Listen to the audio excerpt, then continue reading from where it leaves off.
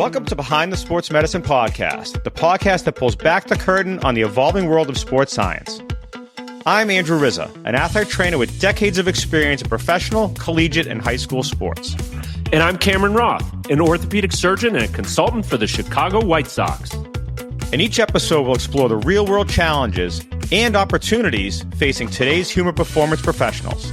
Our hands-on experience is transforming sports medicine and breaking barriers through innovation and teamwork.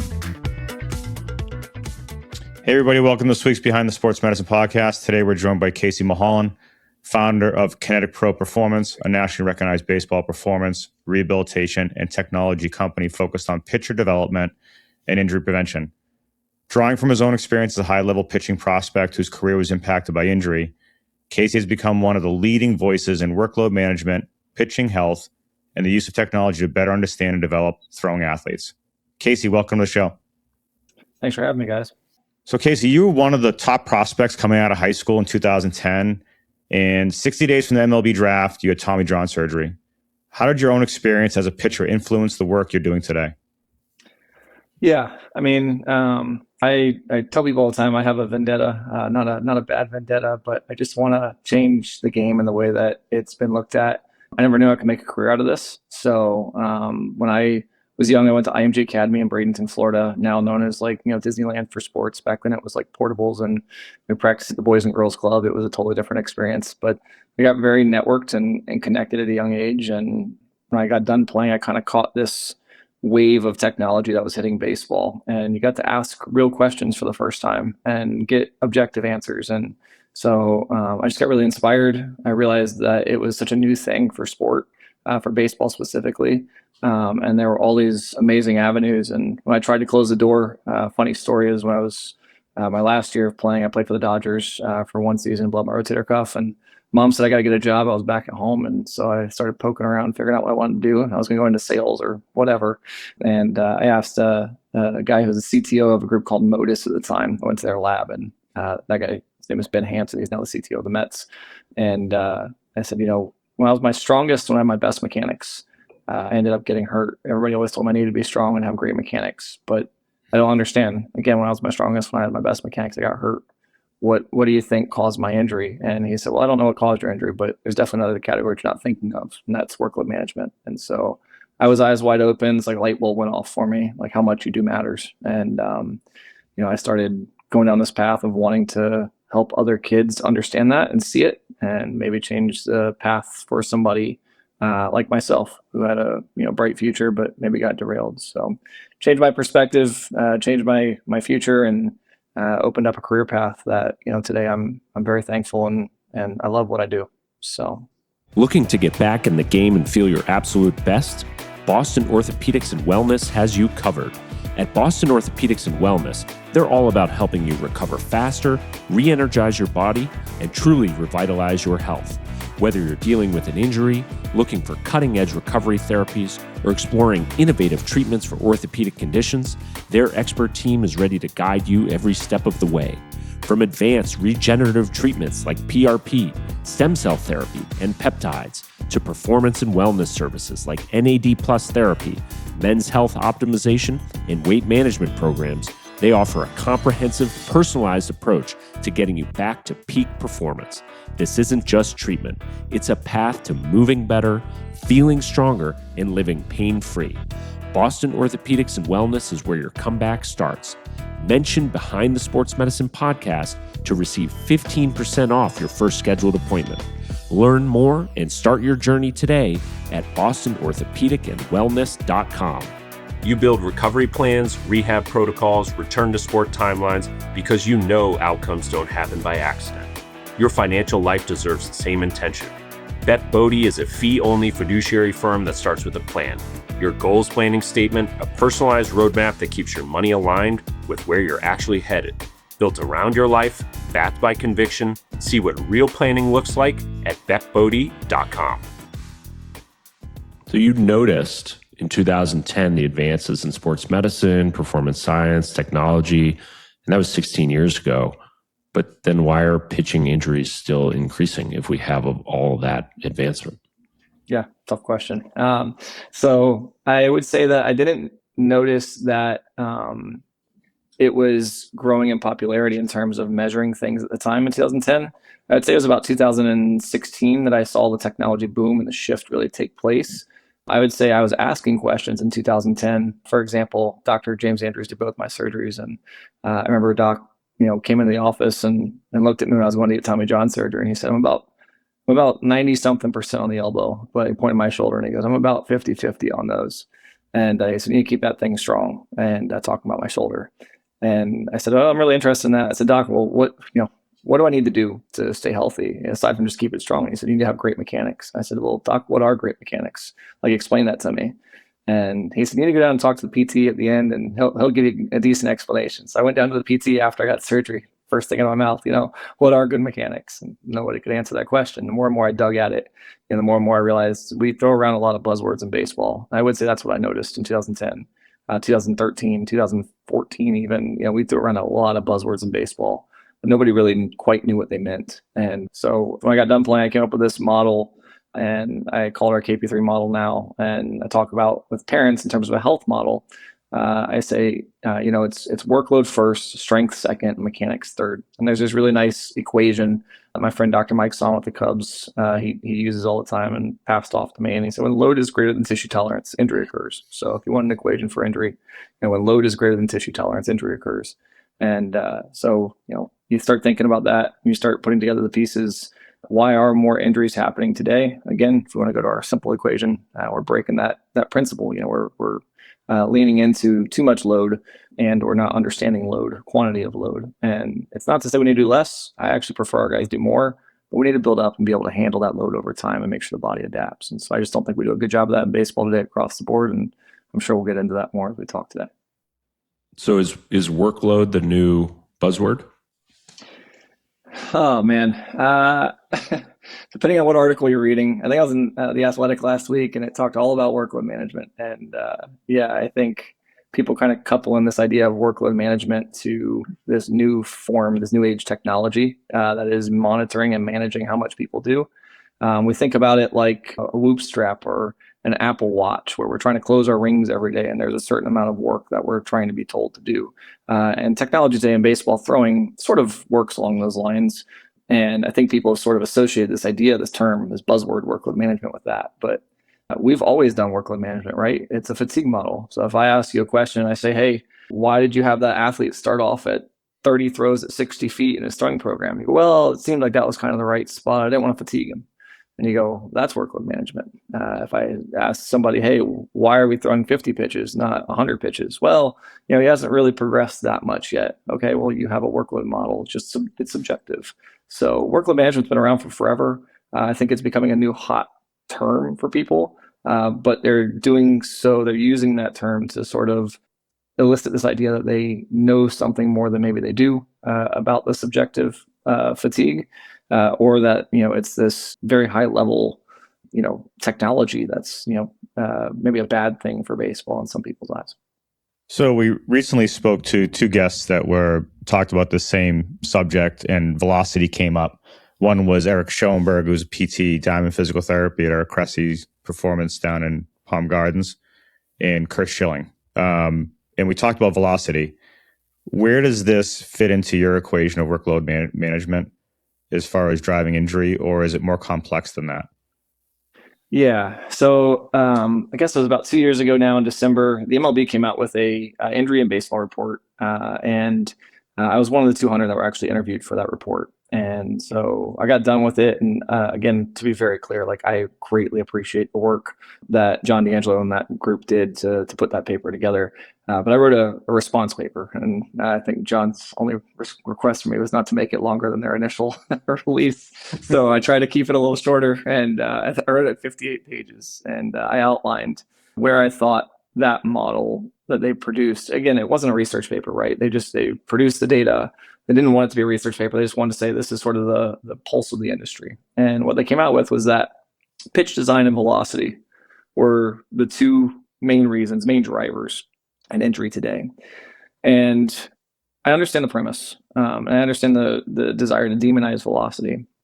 I also understand the premise to demonize pitch design. It's a very simple thing to want to demonize. We have this model in baseball that's been pushed, I think, from the early days of ASMI in like the 2000s, maybe, where we used valgus torque as like that's the gold standard. And so, for those that maybe don't know what valgus torque is, when we throw, there's a load that's placed on the medial elbow, and it reaches peak right before max external rotation. And it's probably the most direct measure to the UCL and how that UCL is receiving stress during the throwing motion. So we've used that for so long to say that's the gold standard. Like, that's if you have high valgus torque, then you're at high risk of injury. And for a little while, even MLB teams were staying away from guys that were high stress through valgus torque. And so I'll say somebody's name like Chris Sale. Chris Sale's story was he was a freshman in college, and he dropped his arm slot down to a low 3/4 slot.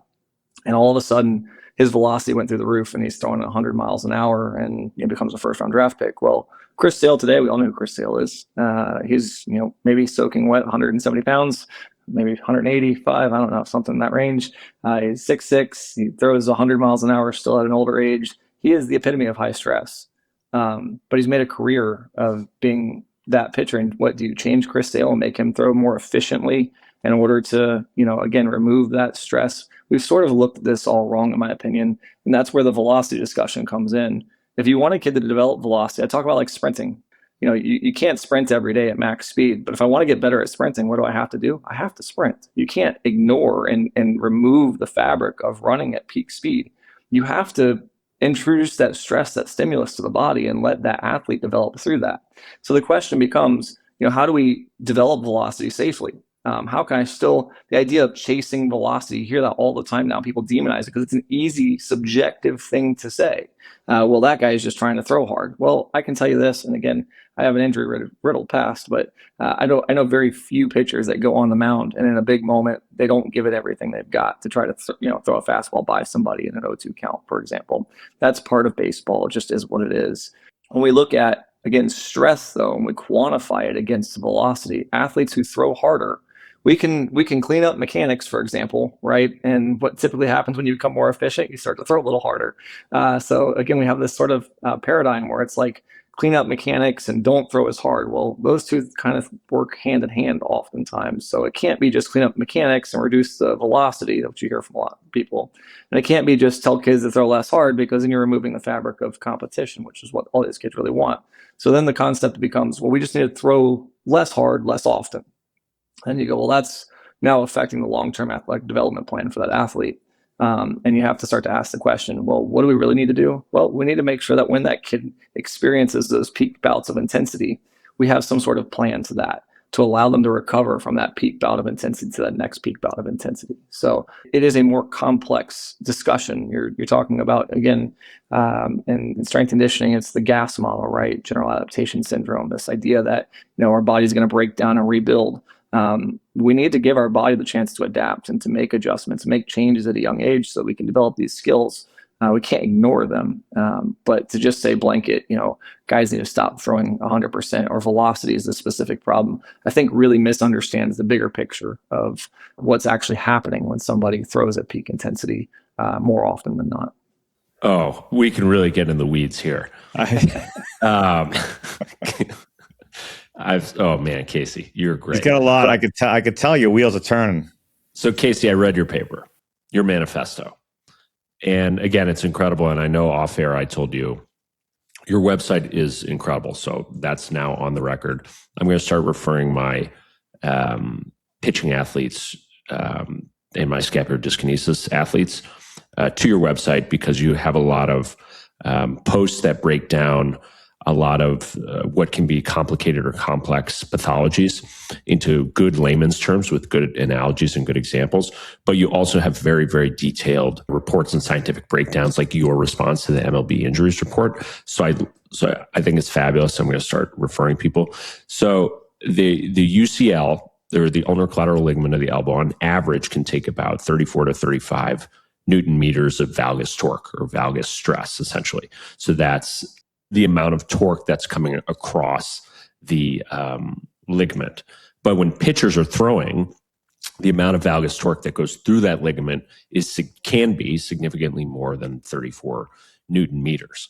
So how are you decreasing the amount of torque, or helping athletes decrease the amount of torque that goes across their elbow to decrease the amount of weathering on the ligament and eventually they're, preventing their injuries? Right. So I think the way to look at it is this. The easy way to say it is we're not trying to reduce or to limit. I think the idea is that we want to schedule, when do you throw at peak intensity, right? Just like a sprinter, when would they run at peak intensity? You're not going to go out to the track and just run, 20, 100-yard sprints every day and expect to get faster. There's everybody now pretty much understands this. I think technology is doing a fabulous job of educating the masses.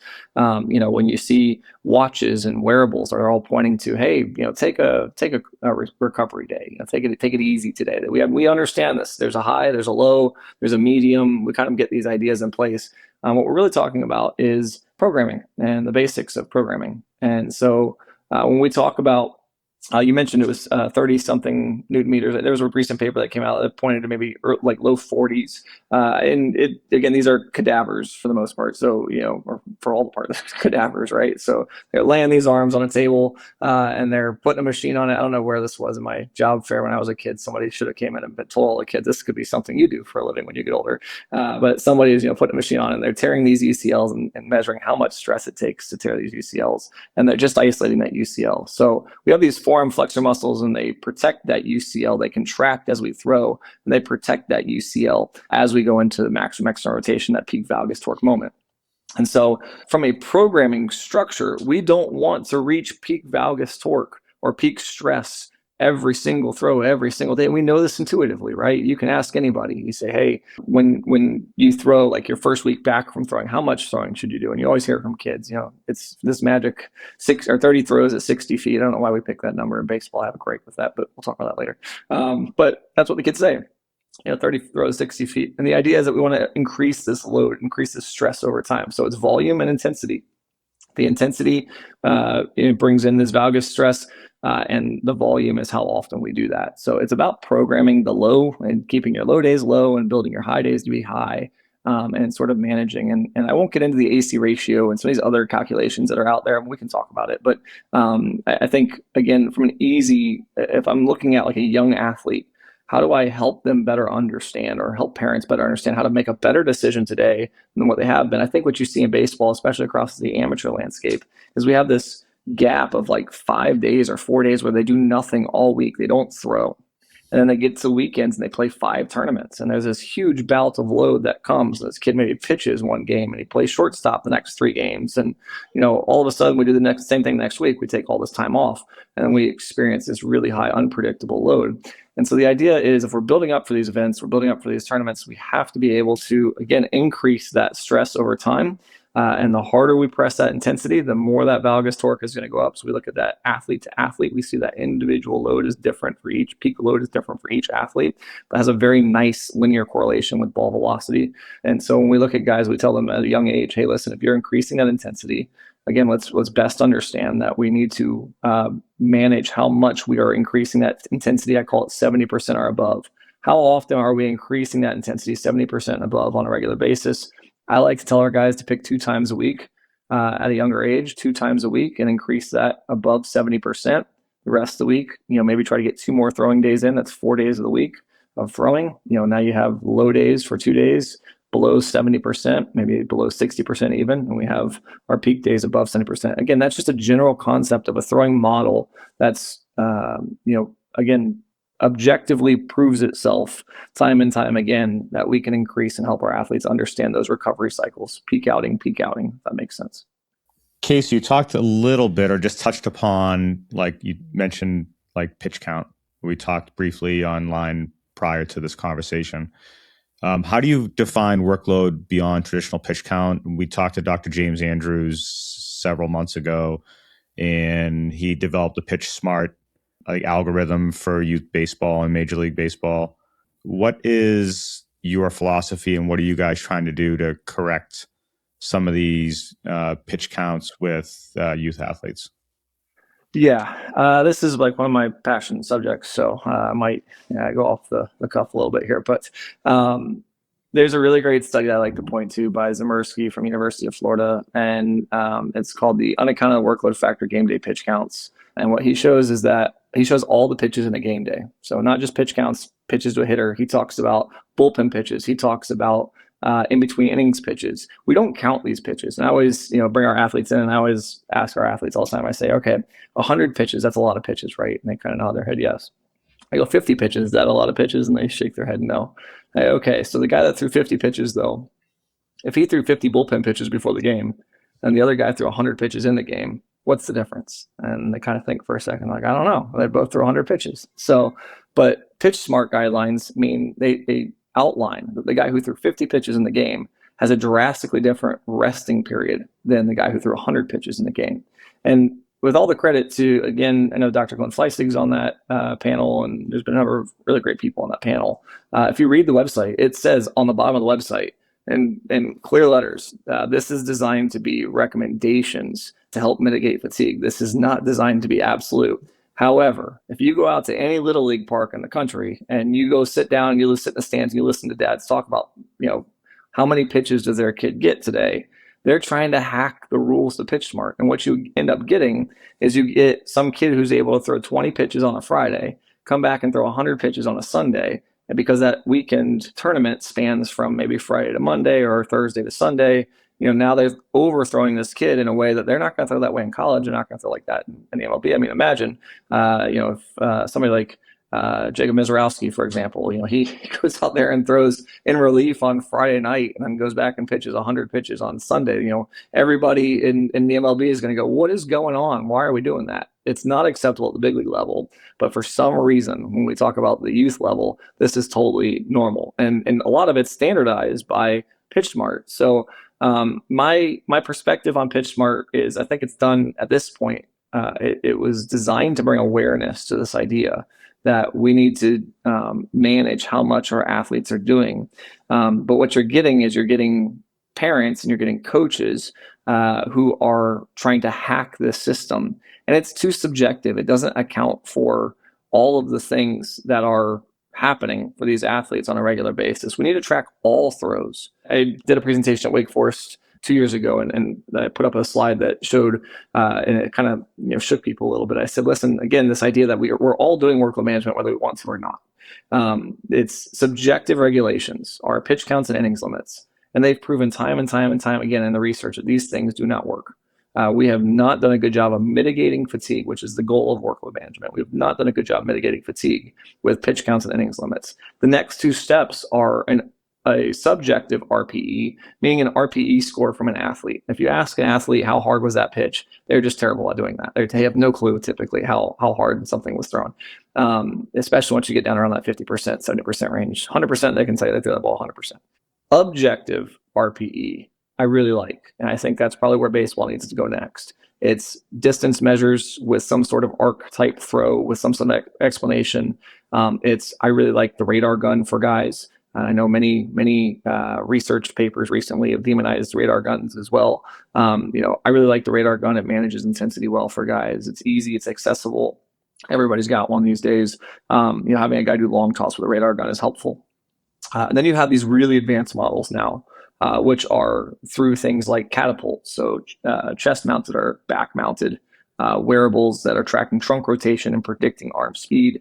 Then you have Valgus torque measures coming directly from what used to be the MODIS sensor, now the pulse sensor with driveline. And most people, when they hear workload management, again, they think about those last two, those sensor-based models. But these are all workload management models. These are all just different types of models.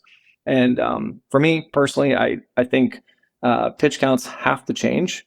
The problem that we have in baseball today, there's a really great example that I like with this, and it's happening quickly. If I were to text you guys and I were to send you a paragraph, if it's back in the 2000s, I had something really important to say. And let's say I had a paragraph to send you, something that was really important, 5-6 sentences, right?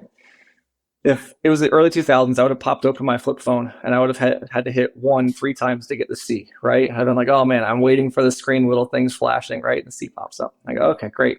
Next one. And it would have taken me forever to text you 6 sentences. Today, it's a Sunday morning at 8 a.m. and somebody's sending you 6 sentences in a paragraph because they don't bother with the idea that it's not going to bother you, right? Your phone doesn't buzz anymore because you have silent mode. It took them all but 5 seconds while they're probably in their underwear in bed, texting you at whatever 8 a.m. It's completely changed the way that we look at communication and our habits. And I say that workload today has a UX UI problem. Workload management today it's not a hardware problem. We have things that measure it. It's not a conceptual model. We all agree that, hey, managing fatigue is a good thing. We have a UX UI problem. How do you deliver these advanced models to a 10-year-old out there in Omaha, Nebraska somewhere? I just picked that off because I was watching College World Series a minute ago. But how do I deliver that to that kid and say, hey, listen, all the throws that you make matter, and I want your mom and dad and your coach to all be on the same page, that because you played wall ball for 2 hours tonight and threw the ball 200 times, there's a higher risk of you from a fatigue standpoint. And we need to be able to make some adjustments potentially to the schedule over the next couple of days to make sure that you're at your best and doing what we need to do to take care of you for the long term. That's where I think it needs to go. And this idea of pitch counts, again, probably just needs to be removed from the fabric. I love everything you just said, and it got my analytics brain going. And Cam knows this. Like I love data. I love technology. I love shiny things. Gets me excited. I love how you talked about in between innings, bullpen sessions, because that's what we talk about at the youth level or high school level with athletes. They say we only pitched 90 pitches today, but no, you didn't count the 15-minute bullpen before and the 6 to 8 pitches in between each inning. And then, oh, by the way, you left the mound and went and played shortstop. Like, so where's the disconnect here? So how do we fix it? Now, I do like how you, on your website, you have actually the paper that you just talked about, the pitch counts, innings limits, RPE scales. I love RPE scales, the arm sensor technology. If you had one tool to be able to pick for the athlete and it wasn't something that had to, if they could afford technology, great. But would you be going towards something that's an easy RPE scale for that athlete to be able to report to you how they're doing or to their coach? The way that we do it in-house is we utilize our own software. So I have a throwing program model. So it works in three stages. First stage is the assessment. So we assess where the athlete's at currently to get started on the program. So I think this is also a big area of mistake. An athlete will go to a facility and they'll have come off the season, they'll taken 2 weeks off, and the facility has some blanket velocity program. And the athlete says, I really want to gain velocity this summer. Well, that coach is putting an athlete on this really heavy velocity program, and that athlete gets fatigued really quickly because they've taken 2 weeks off. We need to know how much our guys are doing when they show up at our doorstep. This happens for in-season. When we talk about Little League, this happens, all across the board. And it's just really important to know where these athletes are at. So what we do is we have our athletes sit down and do an assessment. We call it our zero workload assessment. We're putting this out publicly, which I think is really cool. We're releasing this soon, where it'll give you an understanding of your readiness. It'll give you a start point in the throwing program based upon that throwing fitness, how built up you are. And so we do that. And again, just kind of give you a look behind the curtain here. So we do that and it gives us a starting point for our athletes. And then I go in and I customize that throwing program for them. So, I sprinkle in a little bit of coaching magic from my end of it for things that we have at the facility or ways that I want you to throw or whatever. And then as that athlete goes through, they communicate with me week in and week out on, hey, I have a game. My game got shifted from Tuesday to Thursday. And so now I go in and I adjust it. It's a lot of work. It takes the efforts. And this is where I think, again, better UX UI in the future is going to make this a lot more clean in terms of its process, and maybe even cut myself out of some of this where it's not, that kid's texting me or sending me messages about those changes in terms of the work that they're doing. But we set out with them we do give them a pitch count. So I actually do tell those athletes it's a common language now. So there's no reason to ignore it. But we do say, hey, here's your routine ahead of time. We have a pitch count of X. And here's the expected load, how much workload you're going to be doing today in terms of the actual daily workloads, how much of a score. Think about it like the rings on an Apple Watch, right? You want to get 10,000 steps today. For us, we want to tell our athletes, hey, you want to get to a 23 one-day workload today. That's how we sort of communicate our processes. And then after that, we look at the impact. So after the athlete's thrown, they've logged all of their throws on our app. It comes back and tells us, hey, this is where this athlete is at. We can start to make adjustments to the next outing in preparation for what's ahead, and or make adjustments to our training days. Maybe we want to pull back or take a day off. Maybe we want to add more volume at a lower intensity. You can start to be creative.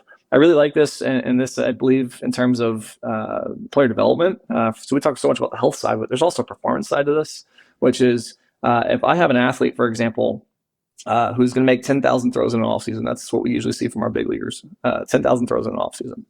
If I make 60% of those throws, which is about right, 60% of those throws are long toss throws. That's so much volume just throwing out there on an open field to some, guy who's 250 feet away. If I have a command issue, what if we cut down on that volume? We used a radar gun behind you to manage the intensity, and we had you throw more balls specifically to a catcher or to a target. Your command's going to get way better because you're going to get, another, let's call it, 3,000 throws in an offseason that are skill specific to that adaptation, to that development. So there's a performance side to this too that really makes sense when you stop and think about it. And I think that's where kids and coaches will eventually lean into a lot of this stuff. But that's sort of how we do it. We manage every single throw ahead of time. We had the A3 program as an academy that we work with down at our place. And we had 27 athletes over 273 days, and we tracked, we managed and planned for 435,000 throws over the span of that 273 days. And we had our athletes execute those effectively over that period of time. That should be happening everywhere. That should be the standard. I mean, at the very least, that's the standard. And that was with no sensor. That was out of the field with either a cone system measuring distance for RPE, objective RPE, or looking at a velocity based approach with a radar gun. And all the throws that get thrown in-house for us, they're all done with a radar gun. It doesn't have to be this crazy resource-intensive practice for you to, again, as a coach, put your best foot forward. It's just a matter of, did you do the homework ahead of time to start to plan and manage what your athletes are actually going to do today in that routine? So with all that being said, how can healthcare providers and strength coaches and baseball coaches better collaborate when we're managing these athletes? Yeah, great question. I think the return to throw process, it needs to be in the tech-oriented space today. It's a piece of paper typically handed to the athlete as they walk out the door. Continual measurements of readiness. So I talk about the predicted readiness of an athlete, which is what we're talking about today from a lot of the throwing perspective. So ACR and all these other measures are looking at predicted fatigue. We think you're going to be in a more risky state today because you threw more yesterday. That's sort of the way that we look at it. But there's an actual measure as well. We have a testing unit. We actually test the shoulder every day for our athletes. We have 9 different tests that we implement with our athletes as they walk through the door. These 9 different tests, it's a system that we created back in 2019, and we have over 200,000 tests on our athletes to create these different population demographics. So when an athlete comes in, we can look at all these different musculature of the shoulder. We can determine how much force is that musculature producing today, normalized to your body type and against your population. So are you well below your population? Are you well below the numbers that you've been producing recently? And what that does, again, I try not to say that this is going to be hey, you're a point below what you usually are. We call our TISO score is the name of the total score. It's not to say you can't throw today or we should stop you from throwing. If we did that, then every time you'd be down, we'd never make progress toward a season. We'd always just be kind of sitting in this limbo state. But it is worth the conversation as a coach. And I think that's giving coaches, practitioners, having a unified language that we can speak to say, when I go in and see a PT on a kid, that PT knows what his chronic workload looks like, knows what, his shoulder strength progression has looked like. Being able to look at the forearm strength progression as well is big. If I can have those universalized measures and some of those universalized languages, then we're in a really good space. But when it is, we're both offering different throwing program types, when we're both talking about different workload management models, when we're both talking off of very different scoring, perspectives. Some guys meaning we're just checking range of motion, and hey, his range of motion looks great, so he's good to go. Some guys are measuring strength, but they're doing a battery of tests that are a bit, maybe 1 or 2 tests instead of looking at other things that are a little bit deeper. It's finding these solutions that make sense for the kid that we can all track regularly, but again, kind of building this universalized language to say, hey, this is where this needs to go. And we understand that when Casey, for example, says that he needs 2 more weeks before we get to the game, it's understood why we're saying that. It's not just because Casey says, it's because, hey, we have a model here and a universalized approach in terms of the objective data that's helping us understand that. So let me be more specific. So I'm an orthopedic surgeon, and I take care of baseball athletes from adolescents to major league players. So I have 15 minutes in my clinic. So I see a 16-year-old pitcher with a little bit of medial elbow pain or some non-specific shoulder pain that's been going on for 6 to 9 months. I test their strength, I test their motion, I look at their scapular motion, I take a video of it, I show it to them, I show it to their parents. Yeah, they have some scapular dyskinesis. I'm sure their mechanics are subpar. What advice would you give to me or any other orthopedic surgeons, orthopedic providers to tell their patients or to guide their patients? Yeah, I mean, this is sort of gets into the crux of like what we're trying to do at the facility a bit, with trying to, again, bring on a roadmap, so to speak, and again, go back to the subjective sort of understanding of language. But yeah, from an orthopedic standpoint, talking off of and giving measures that are, I guess you could say, more specific. You mentioned one type of injury. I'm thinking Tommy John surgery, so I'm going to jump to that for a second. But setting realistic expectations for that athlete, and again, creating uniform terminology. So I'll give you an example. Like when I was younger, I saw Dr. Andrews, and he said, "Well, you just need to improve your mechanics." And again, that was back in 2010. We didn't really know what some of that was. The question is how. Where do I get resources for that? I think if more offices are capable of finding, and it's not just, hey, send them all to KP or Kinetic Pro, right? It's finding the right practitioners who are giving sound advice. We're all trying to do that and sort of connect the web. I think the idea here is, again, how can you get this information that you're seeing that progress on? So when you see that athlete back again for Tommy John surgery, for example, right before they're approved to throw, you're getting measures not only from the PT, but also from that pitching coach is getting measures as well in preparation for that athlete's return to throw model. I think these are all things that are not done well universally. And ultimately, when that kid goes back for that approval, what do most orthos do? They give you some tests, they give you a check, say, hey, how are you feeling? I'm feeling pretty good. I'm ready. Okay, great. Well, you're right on the timeline here. Let's go ahead and push you out to start your return to throw process, and they give them the all clear. But I'd like to see more objective data out of all that. I'd like to see more unified ties. I'd like to see that this information is funneled back up to the ortho on the top end. And I think that's where I come from, is regardless of the injury type, it's more about open communication lines and providing access to consistency of information for these athletes as they hit the field. Agreed. It's difficult, I mean, you have a parent and child and they want to play, they want to go full tilt. They have a tournament that weekend. And it's difficult to say, well, we may need to shut you down for 6 weeks. And you may need to work with our sports specific therapist for the next 6 weeks. And you may not be back to throwing full games for at least 3 months. And I have 15 minutes, right? And I say, well, you come back in 4 to 6 weeks and we'll check up. But you're seeing the therapist 2 to 3 times a week. And I don't think everyone has access to people like you or programs like Kinetic Pro. Sure. And it's difficult because a lot of people fall through the cracks. So obviously information is power, and that's what we're trying to do here. But it's a tough place we find ourselves in when you have limited amount of time to educate and so many resources. Yeah, I'll throw something back at you too on that. And it's, I think from my end of it, we have so much, and again, this is us getting connected with orthopedics in the area and all that kind of stuff. There's a lot that goes into this. This is not a knock on the orthopedic side at all. It's saying I'll oftentimes have a kid come in and he feels a little discomfort in the elbow or he feels a little discomfort in the shoulder. It's throwing. At the end of the day, no matter how well we do, you're gonna find, it's not a natural motion. You're gonna find some discomfort at some point in your career. And we'll say mom usually is the one that makes a phone call. Some mom goes, hey, we're gonna get an MRI just to take a peek and see what's going on. And so they, again, with all the right reasoning, like they want to go get a second opinion. They're not going to take my opinion for it, nor should they. I'm not trying to offer any advice most of the cases. But you see the kid and he's throwing 70%. He's just fine. It's not bothering him. It's just when he reaches 100% intensity.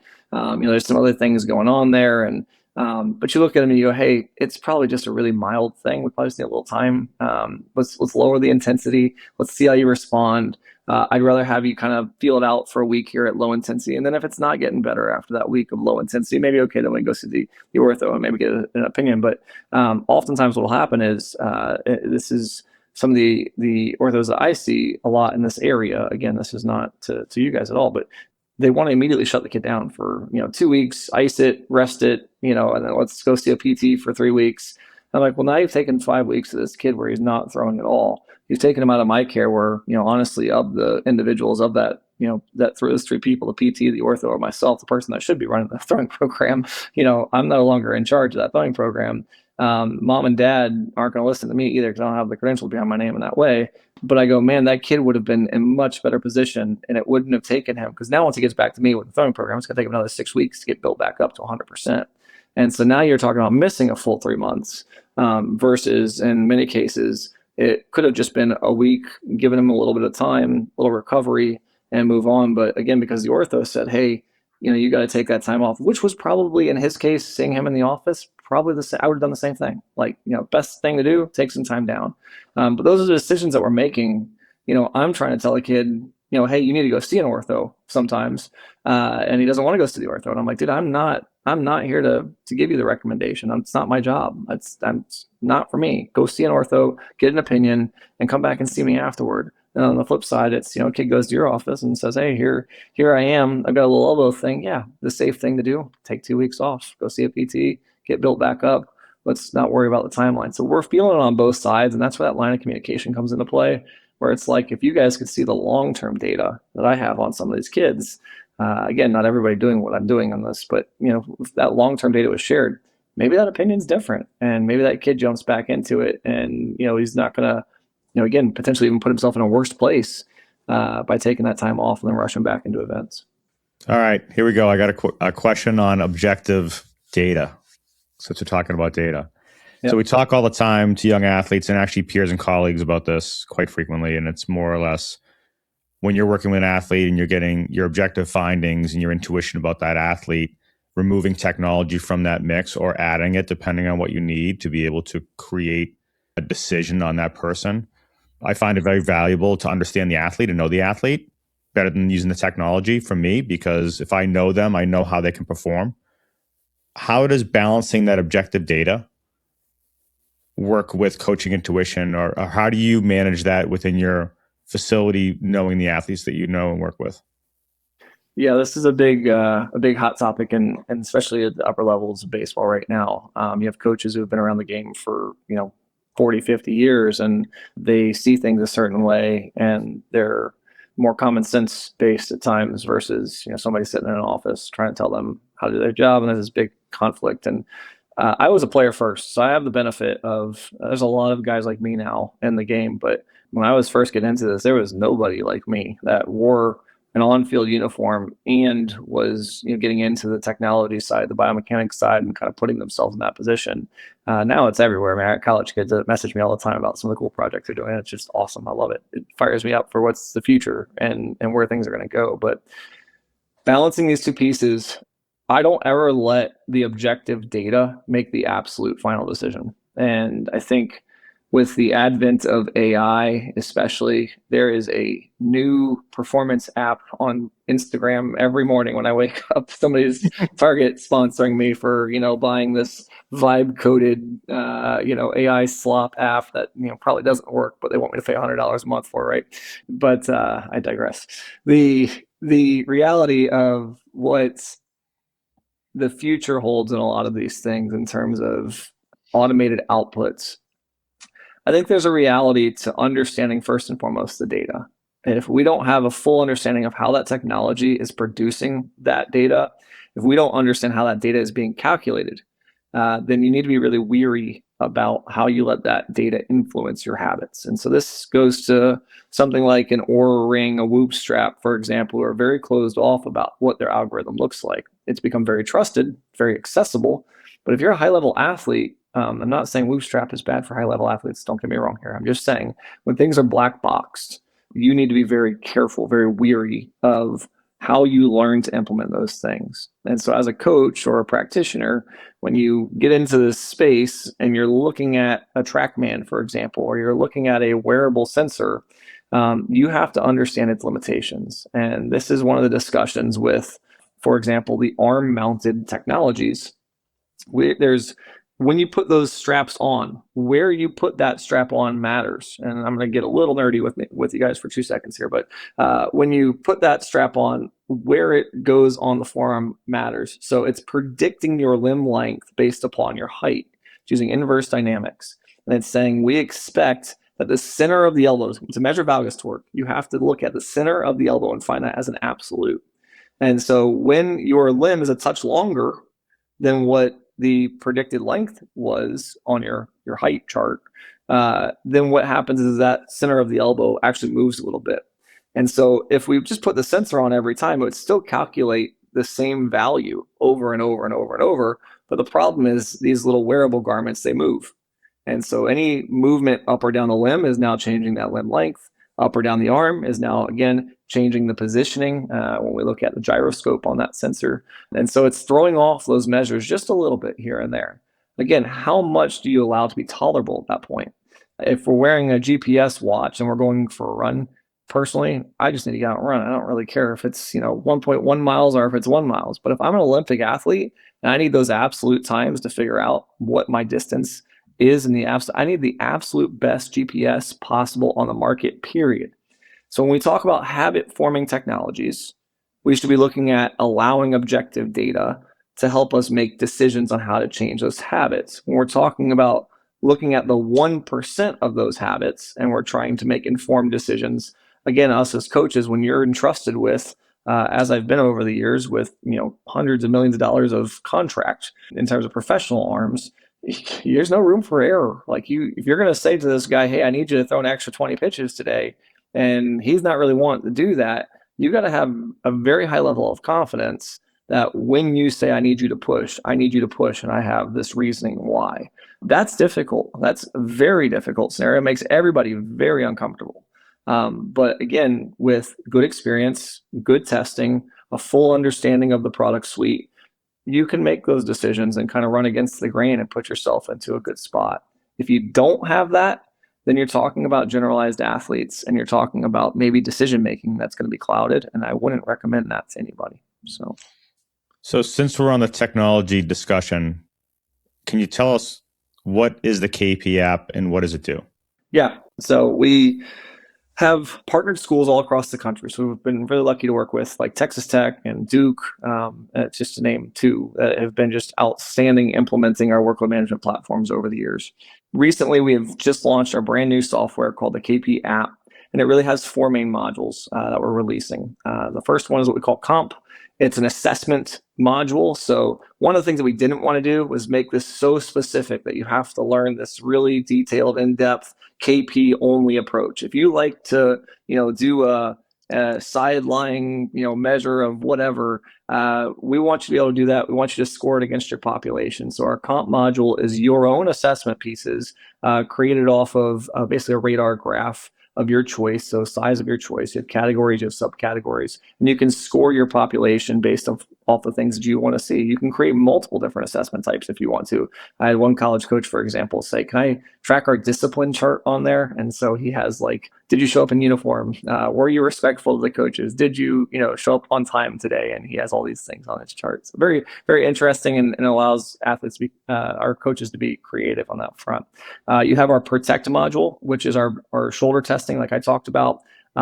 We have a few different, I won't mention the name yet, but we have a few different band manufacturers that are partnering with us right now on that front as well. So we're providing automated outputs, individualized arm care based upon your shoulder testing each day. So you test the shoulder as an athlete before practice. After practice, that app produces a completely individualized arm care program for you. Set rep scheme, tempo, tension, exercise selection, band type, all unique to you and what you choose it to be.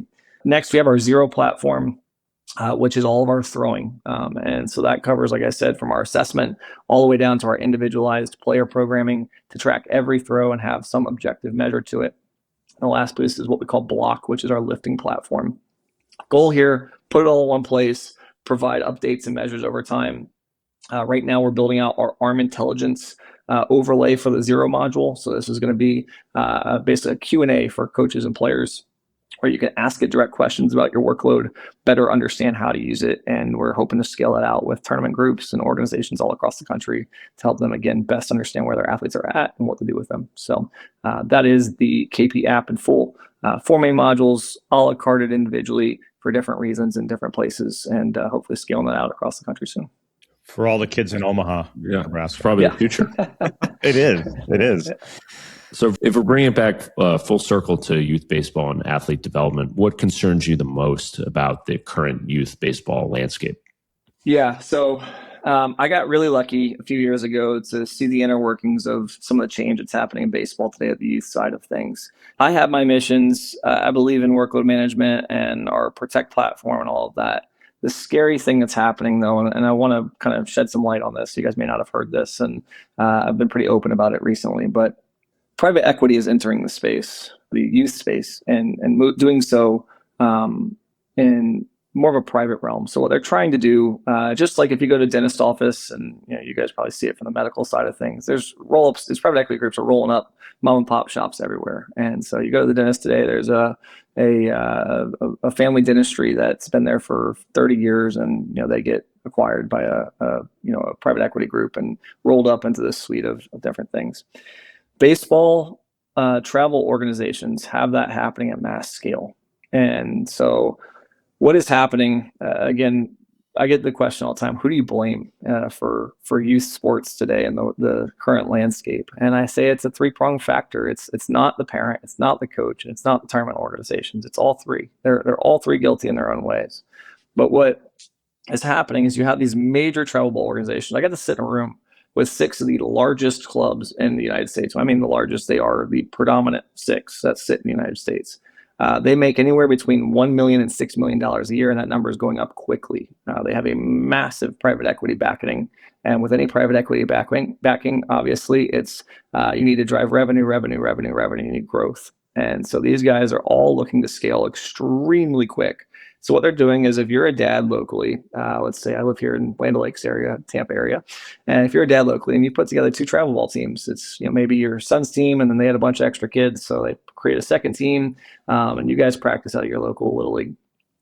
What they come in and they do these bigger groups is they offer that dad money. Say, hey, we'd like for you to stay on, be the coach, keep recruiting kids locally. You know the area better than we do, but here's what we're going to do. We're going to handle all your admin work. We're going to give you the uniforms. We're going to schedule all your tournaments. And all you have to do is just keep coaching the team and enjoy it. We're going to build your schedule for you. And so what this dad doesn't know is that this group's going to come in, they're going to pay him good money, and they're going to charge a premium to these parents. Here's what it costs to be a part of our organization. That organization is going to book out that schedule with as many tournaments as possible through a specific tournament group. That specific tournament group is going to kick them back 30% on the dollar. So every penny that they spend in the tournament, that money is getting kicked back to the main organization for that money spent. And so now there's a reason for these groups to go out and buy as many mom and pop, dad run little league teams out there in the country and slap a logo on their chest. For the cost of uniforms and all of that, they're going to X return it in a major way. So that's just travel ball. That's summer. That's 8U to 12U. On the other side of this, you now have in the high school landscape, you had all summer, it used to be an agreement, like a handshake amongst all coaches in the area, right? It was private facility guy, you get them for like 3 months. You might get a December out of them, and you might get a fall, maybe August, September before we get started with our fall practice. And then it was the high school fall would kick in. They get those kids for maybe a little overlap with some travel there in the fall still, but travel was really summer. Summer was travel. Spring and fall were dedicated to the high school. When winter and maybe a little bit of summer were dedicated to that private facility and getting those private lessons. What these groups, these massive groups, what they figured out was that if we open up academies and we create these small academies in our facilities, they built out facilities.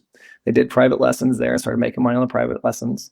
And they realized if we can virtual school these kids and we can create these academies, we can keep these kids in our ecosystem year round. And so these private equity groups are funding them to bring in the technology and make it look like player development. Well, what's player development? It's not more than just a TrackMan. You don't need the guy that knows what the TrackMan does. You just need the TrackMan because mom and dad don't know any better. You can talk the talk, say the words. That kid's going to come in and go, oh boy, I get to use a TrackMan all year. That's awesome. Way better than my local high school. They drop out of that local high school. They hit the online program. They jump in the academy. Academies are not bad. Don't get me wrong. I'm not saying academies are bad. I went to IMG. I love IMG. So I mean, listen, that's the pinnacle of all the academies, right? Like that's the on-campus main suite. We're talking about these little tiny facilities Every little tiny facility is trying to start an academy at the moment. Private equity is driving to keep those kids in that ecosystem year round. And I don't have necessarily a problem with the private equity trying to improve things and make it better, because there is good private equity. I'm not bashing private equity. What I have a problem with is when it's all about returns, when we lose the quantity, we lose the quality, and we water down this expectation of coach and player and long-term development between coach and player, because kids can just hop all over the place and we treat everything like it's travel ball. That's not good for the long-term athletic development of that kid. It sets a terrible precedent for loyalty and understanding commitments and team chemistry and camaraderie. We just don't have a lot of leaders stepping up today, putting kids in the right environments. And I think it's a overall governance problem in baseball. We need certifications, in my opinion. I don't know how we get there, but I think we do to some degree. We need more unified MLB-sponsored academies and spaces for kids to develop long-term. And we need coaches who are, again, willing to put their foot down, step outside the box, and be different, and challenge the rhetoric, the status quo, to make these things better. So again, long answer, but that's what scares me the most about youth and what's going on today. You took the next question right out of my mouth on how do we fix it. Yeah, Casey, you have to be one of the most thoughtful guests we've had on that topic. So that was a great answer. Now, as I said, to fix it, again, I don't have a specific answer, but I do think that I know that the MLB, the ABCA, these groups are putting together, they're formulating youth panels, and they're looking at, real data, and they're trying to understand these things. I think if you look outside of baseball, you look at like the soccer models, for example. I'm not saying they're perfect, but you look at other areas, hockey even, they have better structured, coaching and who you're getting on the field. These coaches at least have to sit through this information. Understanding something as simple as fatigue it's not simple necessarily, but on a high level, you do a 10,000 foot view, it can be simple, right? And so when we lean into a dad who played, college ball back in the 80s and, maybe played D3 somewhere and, has this ego about winning the 10U, title, and this whole thing starts to hit, you go, we're losing. Everybody identifies that's not a good thing. That's not good for the game. However, on the other side of it, you kind of have to now look at what's driving that guy to be, who's encouraging that guy. Well, private equity today, whether we like it or not, that guy gets people through the door. That guy gets attention. He's building the team typically because he cares about it so much. Private equity today is encouraging that more and more, and I just think we're going the wrong direction. So I'd like to see it change. I'm actively myself talking with tournament organizations and the MLB and all of these different groups, hoping that somebody hears the message and sees the stuff that we're building and will help to implement it. But I go back to this thing, and I'll close the statement with this, which is, again, I think baseball today, in many cases, with most of its technology, has a UX UI problem. It doesn't have a measurement problem. It has a how do we implement this and make it habit forming for the people that are using it. I have one final question for you before we do our lightning round. Maybe. What would you like to see change in youth baseball over the next decade? Straightforward. Just I'd like to see all throws tracked. Simple as that. Easy, simple, love it. That could have been a lightning round question. That was a lightning round answer. I love it. That was good. All right, lightning round. I want to make one comment before we hit the lightning round. I loved in your one of the papers you had written or commented on, and we talked about this with Curt Schilling, how back this little graphic was 1970 to 2024, opening day pitchers versus full season pitchers on staff is astronomical. It's like doubled. And Curt made the point. He said, you know what, these groups now and these organizations are, hey, if you get hurt, next man up. So we have to carry this many pitchers through the season, which is crazy to me to see that. And you look at the amount of 200 plus inning pitchers went from 45 down to like 5, from 210 to 24. I mean, there's no more Nolan Ryans, Curt Schillings, Pedro Martinez's, like, other than Cam's question is coming up. I can hear it. I can see it.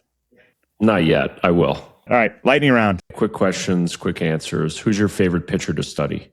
Favorite pitcher study. I have read Nolan Ryan's Pitcher's Bible like 5 times in my lifetime.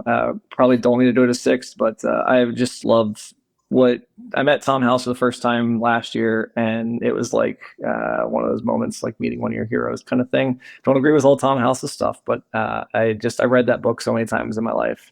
Nolan Ryan was one of those. He's just an anomaly. I think he was just a once in a lifetime type of person. So. Best pitching coach that coached you? I have a best pitching coach moment. I don't know if I can define a specific coach, but I have a best pitching coach moment. And it was a aha moment. I was playing minor league baseball. I was in Ogden, Utah, and I was throwing a bullpen. And a guy named Bobby Cuellar walked out of the locker room. It was down the line, and he walked past me, and his kind of gimpy walk, and he looked up at me. I threw a breaking ball. He looked up at me, and he goes, "You're from Florida?" And I said, "Yeah." And he goes, "You like to fish?" And I said, "Yes." I'm in the middle of the bullpen. And he goes, "Okay, next curveball you throw, I want you to think about casting your fishing rod. You put that thumb up on it, don't you? Because when you throw it, right, it's a nice flick, right? Just put that thumb behind it." And I said, "Okay, like whatever." And so I gave it a shot. And I threw an amazing breaking ball the next pitch. And he goes, "All right, I'll see you in the dugout." And he turned and kept walking down to the dugout and walked away. And he had been in baseball. He taught Johan Santana his changeup. He taught Pedro Martinez his curveball. He's one of those salt of the earth guys. This is an advanced rookie ball. He's just one of those salt of the earth guys that had so much experience. And it made me realize as a coach, as I got older, that moment stuck with me. Like, man, how did that guy do that? He didn't have technology. He wasn't able to see. We didn't have Rapsodos all the time. And back when any of that stuff, he just, again, saw the spin, knew the cue. He reached down. I call it his toolbox. He had a coach's toolbox a mile long. He just reached down, found the right tool, handed it to me, and then walked away. And I was like, that was amazing. And I aspire to be that type of coach one day. I don't know that I'll ever be that guy, but I aspire to be that guy in terms of having that deep of a toolbox. And you talked about earlier the data versus the athlete. How do you make decisions and all that? A deep toolbox is something I think not many coaches have today, and I wish more would build experience to build one. So if I know how to fish, I know how to throw a curveball. Is that what you're saying? Something like that, yeah. Okay. What's the most underrated pitching skill? I mean, I think the easy ones to say is command, but I'll for the sake of my for this talk today, we'll say managing load. We'll say that. One thing youth coaches should stop doing immediately. Talking so much. I mean, everything doesn't need to be a coaching moment. And if you are sitting in a dugout 100 feet away and yelling out mechanical cues to your kid, number one, you can't see them. Number two, I can't tell you how many events, high school games, like little league events, whatever. My dad coaches little league team for fun. And I can't tell you how many times I've been at a place and I hear a coach from the dugout. Mind you, I study this. I ran a biomechanics company for 8 months last year. I know a lot about this stuff. And I'm sitting in the stands and this coach is yelling something, keep your shoulder closed, you're opening early, whatever. And I go, I can't see that. If I can't see that, then, I doubt you are. But it's just the reality of we want to be helpful as coaches and parents, but sometimes the best thing to do is just be quiet and let your kid figure it out. Let them fail. It's okay. They can fail. We struggle with that today. So, what's one training tool that every pitcher should own? A Sharpie. Learn to draw the right line or circle on a baseball to create shapes. You don't always need a TrackMan to do that. If you learn the pitch orientation, the axis, the shape of the pitch, you can do that with a Sharpie and you can get a lot out of it and catch play. I like that. Since we asked what should coaches do, what should parents stop doing immediately? Texting the coaches. No. I think that I heard this the other day, and I think it's a great bit of advice. I'll say this. When your kid gets in the car after the game, don't let the first thing you guys talk about be the game. If your kid wants to talk about the game, we'll talk about the game. But talk about anything else. Where do you want to go for dinner? Anything. Just I think dialogue with your kid is really important. Not that I have a kid, but I feel like I got 100 of them floating around that I take care of on a regular basis. So, I think we have to remember that the game is just a game, and there's a lot of things that your kid's going to learn through playing the game, and it's just much bigger than hey, in your second at bat tonight, you didn't load properly. I remember when you're in your lesson the other day, your coach said this thing, and the kid doesn't want to hear that. They finished the game. Great job tonight. You want to get a DQ? Like, what do you want to do? Want ice cream? Let's go celebrate. Let's have some parent-kid time. My best memories. I don't remember most of my youth baseball games. My best memories were my dad and I driving home after a game. We'd always stop at a Chinese place, get teriyaki chicken skewers, and he'd blast Leonard Skinner with the windows down as we drove home about 5 miles. And I remember that very distinctly as a kid. He and I used to have great conversations and stuff about nothing about baseball, just about life. And I valued that a lot. So parents, realize your kids aren't going to remember most of this stuff. Make memories with them and realize you got, that time matters. Yeah. Cam, final lightning question. Here it comes. Final lightning question. Here it comes. What are your thoughts on Ohtani? He's wearing a sensor now, maybe 2. It seems like proprietary Dodger stuff. It's in that sleeve that he's wearing all the time. I used to know more about the Dodgers sports science stuff, and I won't disclose some of the stuff that they were doing, but it was very interesting and very cutting edge. They've had a great sports science team over the years. Ohtani is a once in a generation athlete that I think we probably need to appreciate more than we do. I know it's hard to say, but what he's able to do and how long he's able to do it. I mean, it's unbelievable to me. I think it needs to be celebrated, much of the likes of what Babe Ruth was celebrated, over our generation of baseball. So. Awesome. Love it. You're the man. Casey, thank you, my friend, for coming on today. This was a great discussion, and hopefully our listeners, the parents and the athletes, as well as our peers, get a lot out of this, and we start to change youth baseball. I would love that. Thanks again, man. All right, guys.